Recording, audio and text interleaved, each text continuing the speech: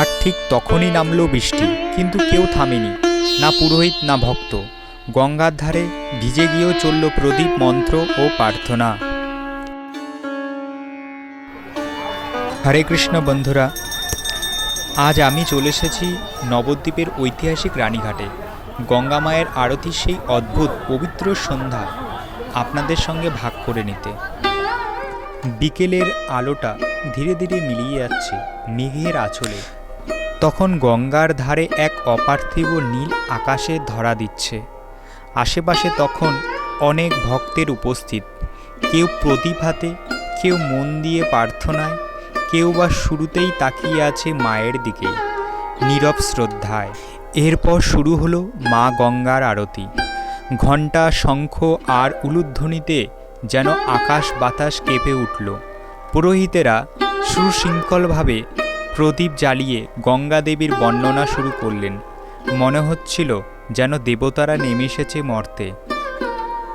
চলুন এবার আমরা সবাই আরতি দর্শন করি। হর হর গঙ্গে, জয় মা গঙ্গে।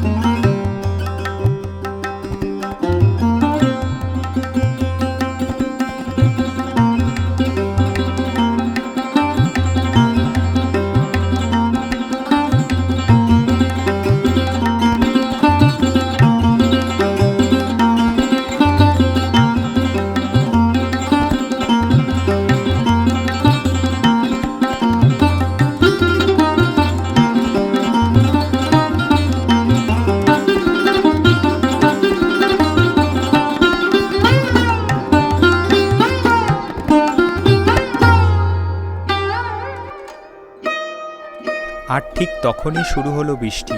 আহা, কি সুন্দর পরিবেশ, কি মনোরম দৃশ্য, সত্যি ভাবা যায় না।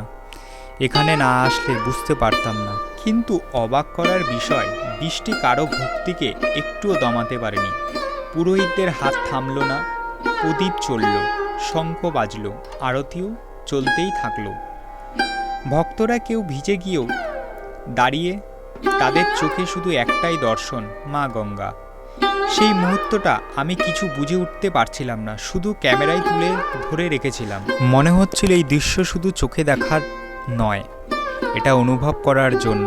প্রকৃতি যেন নিজের মাথা নত করে মা গঙ্গার আরতিতে সামিল হয়েছে।